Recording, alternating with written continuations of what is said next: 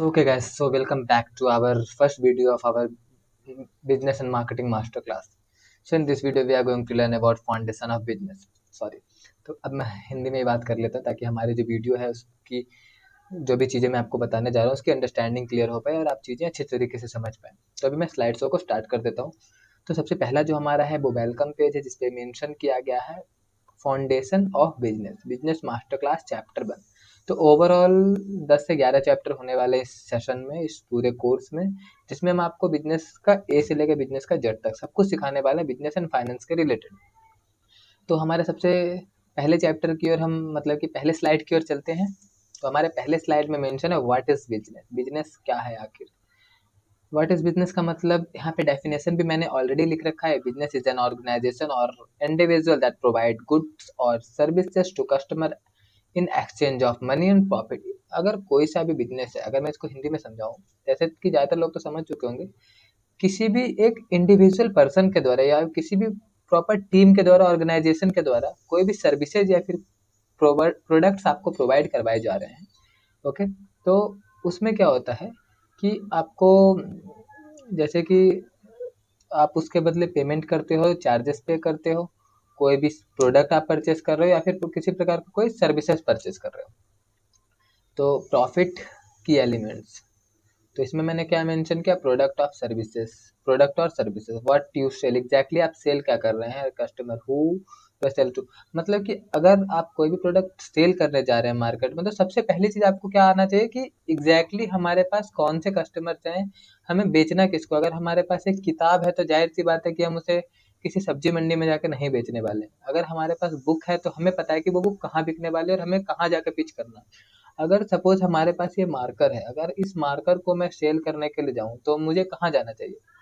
अगर आप लोगों को ये दिमाग में आ रहा होगा, माइंड में आ रहा होगा, तो आप कमेंट कर सकते हैं इस चीज़ को लेके। तो अगर मुझे स्टडीज़ से रिलेटेड या फिर किसी एजुकेशनल प्रोडक्ट को सेल करना होता तो मुझे पता है कि मुझे किन के पास जाके पिच करना है, या फिर सबसे बड़ी चीज़ हमारा क्लाइंट कौन होने वाला है। कुछ जो बिजनेसेस होते हैं, सबसे पहले जो स्टार्ट होते हैं तो वहाँ को क्या गलतियाँ कर देते हैं, अगर वो कोई भी प्रोडक्ट सेल कर रहे हैं वो किसी को भी पिच कर देते हैं और उसके चलते क्या होता है, उनका समय बर्बाद होता है, मार्केटिंग में पैसे बर्बाद होते हैं और साथ ही साथ में लीड्स नहीं आती, जिनके चलते वो डीमोटिवेट होते हैं। और डीमोटिवेट होते हैं तो क्या होता है कि एट द एंड उनका जो बिजनेस होता है वो स्टार्टिंग में ही ठप हो जाता है, क्योंकि उनको एग्जैक्ट पता नहीं कि हमें हम जो चीज़ें बेच रहे हैं वो एग्जैक्ट बेचने किसको है, नीड क्या है। सबसे पहले हमें कस्टमर्स के प्रॉब्लम को जानने की जरूरत है कि एग्जैक्टली कस्टमर प्रॉब्लम क्या फेस कर रहा है। तो हमें अपने बिजनेस में हमें पैसे कमाने पे ध्यान नहीं देना या फिर हमें किसी प्रकार का कोई प्रोडक्ट बनाने पे ध्यान नहीं देना, हमें बनाना है सॉल्यूशन कि अगर मार्केट में कोई इस प्रकार की चीज़ें हैं तो उसका सॉल्यूशन क्या हो सकता है। अब मैं ये जो कोर्स आपको पढ़ा रहा हूँ तो इसका मकसद भी कुछ है। मैंने क्या देखा कि मार्केट में क्लास 5 टू क्लास 12 तक के कोर्सेज बहुत महंगे आ रहे थे, ऑनलाइन में बात करो या फिर ऑफलाइन में बात करो। इसलिए मैं तो ऐसे आपको अगर बताऊं तो 5 टू 12 क्लास के पूरे साल की पढ़ाई में 500 रुपीज़ में अपने वेबसाइट में करवा दे रहा हूँ। यहाँ 500 तो महीने के चार्जेस लग रहे हैं, बहुत से स्टूडेंट जो है वो अफोर्ड नहीं कर पाते। उनके लिए हमारी वेबसाइट बिल्कुल परफेक्ट होने वाली है, क्योंकि हम एजुकेशन क्वालिटी के साथ प्रोवाइड करवाते हैं, साथ ही साथ में चीज़ें प्रोवाइड करवाते हैं, रिसोर्सेज भी प्रोवाइड करवाते हैं, डाउट सपोर्ट भी 24/7 प्रोवाइड करवा रहे हैं। तो मुझे पता है प्रॉब्लम कि बहुत से ऐसे स्टूडेंट हैं जो डिसेबल हैं, उनको प्रॉब्लम हो सकती है ट्यूशन स्कूल जाने के लिए, तो उनके लिए कोर्सेज होते हैं। और साथ ही साथ में हम क्या करते हैं, हमने स्कूल से टाई अप किया है जिसके थ्रू हम आपको आगे की टीसी या सर्टिफिकेट्स प्रोवाइड करवा पाते हैं, जिससे आप घर बैठ के ही सारा कुछ कंप्लीट कर पाते हैं। लेकिन जब क्लास 10th और 12th की बारी आती है तो उस समय हम न्यूज़ का सहारा लेते हैं, NIOS, जिसके थ्रू सर्विसेज प्रोवाइड करवाए, मतलब कि टीसी और सर्टिफिकेट्स प्रोवाइड करवाए जाते हैं। तो हमने क्या देखा कि बहुत से डिसेबल स्टूडेंट होते हैं या फिर बहुत से स्टूडेंट होते हैं जो वर्किंग प्रोफेशनल होते हैं, वो काम मतलब कि कर रहे होते हैं साइड बाय साइड, लेकिन उनको पढ़ाई भी करनी होती है। उनके मतलब कि उनके पास दिन में समय नहीं होता, वो शाम में पढ़ना चाह रहे हो, रात में पढ़ना चाह रहे हैं। तो उसी का हमने सॉल्यूशन निकाला। एक तो कम रेट पे कोर्सेज है जो कि सब लोग अफोर्ड कर पाए। साथ ही साथ में क्या है कि अब मैंने इस चीज़ में बात की कि वैसे लोग जो कि जिनको समय नहीं मिलता, तो हमारे कोर्सेज में प्री अपलोडेड वीडियोज है, लाइव क्लासेस के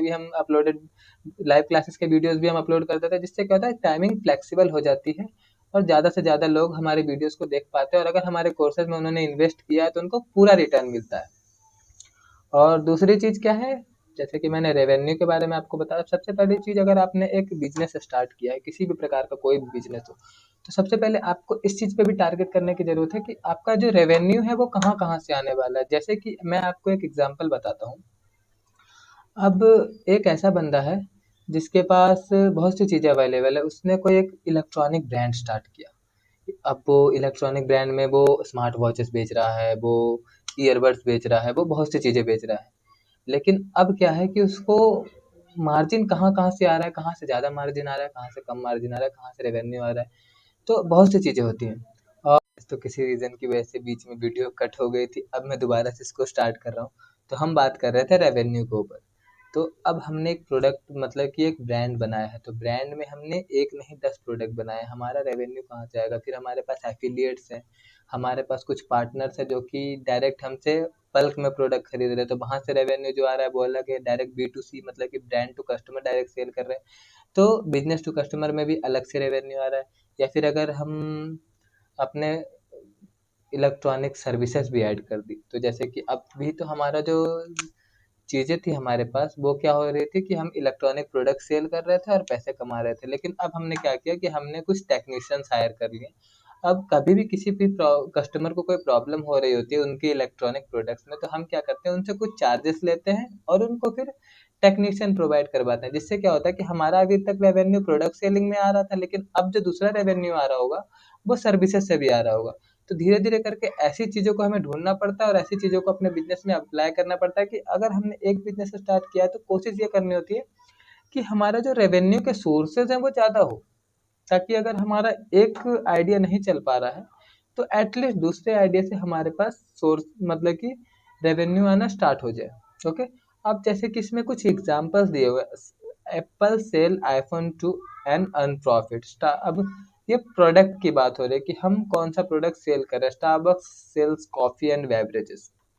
कुछ ब्रांड्स ऐसे होते हैं जो कि सर्विस बेस्ड होते हैं।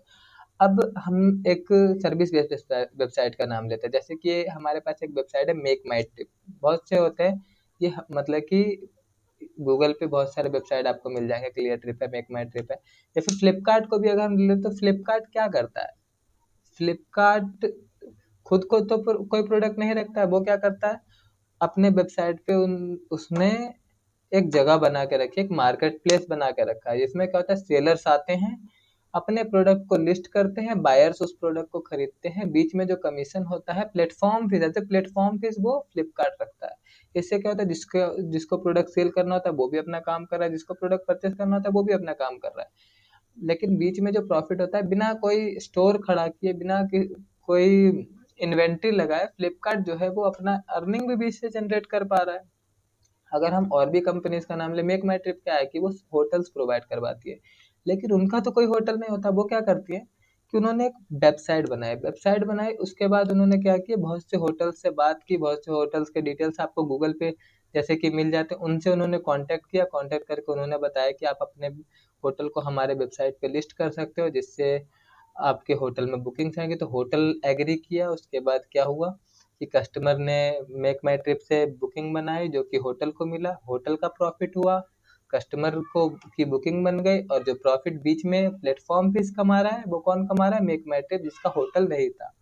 तो एट देन बिना कोई इन्वेस्टमेंट किए, बीच में जो, मतलब कि वेबसाइट बना के प्लेटफॉर्म फीस उसने लिया और उसकी अर्निंग हो गई बिना कोई इन्वेस्टमेंट किए। तो इस बिजनेस का मैं थोड़ा सा मॉड्यूल आपको समझाना चाहूँगा, क्योंकि ये डिटेल वीडियो है, तो मैं सोच रहा हूँ कि आपको कुछ डिटेल्स में बता दूँ। अब हमारे पास क्या है कि जैसे कि मेक माई ट्रिप है, तो मेक माई ट्रिप में क्या होता है, अब मेक माई ट्रिप में सबसे पहले उन्हें होटल लिस्ट करना पड़ा। तो होटल के डिटेल्स कहाँ, अब किसी भी होटल का नाम, एरिया सर्च कर सकते हैं, या फिर ऐसे आप गूगल पे सर्च कर सकते हैं near by hotels in this area, तो वो सारे होटल्स खुल जाते हैं। तो वहाँ से उन्होंने ईमेल आईडी, मोबाइल नंबर लिए, उनसे बात की, उनको डिटेल समझाए, होटल वाले एग्री किए, होटल वालों ने अपने होटल को क्लियर ट्रिप पे, मतलब कि क्लियर ट्रिप या मेक माई ट्रिप, इन सब वेबसाइट पे लिस्ट किया। अब वहाँ से क्या होता है, उन्होंने अपना ऐड चलाया, ऐड चलाने के बाद प्लेटफॉर्म पे अपने कस्टमर्स लाए, कस्टमर्स ने प्रोडक्ट परचेज, मतलब कि जो भी होटल्स है उनमें बुकिंग बनाए, बीच में किसका प्रॉफिट हो गया, वो था हमारा मेक माई ट्रिप। ओके। तो ये होते हैं सर्विस बेस्ड वेबसाइट, जिसमें हम बिना कोई इन्वेस्टमेंट किए ही बहुत ज़्यादा अर्निंग जनरेट कर सकते हैं। अब हम चलते हैं अगले स्लाइड के ऊपर।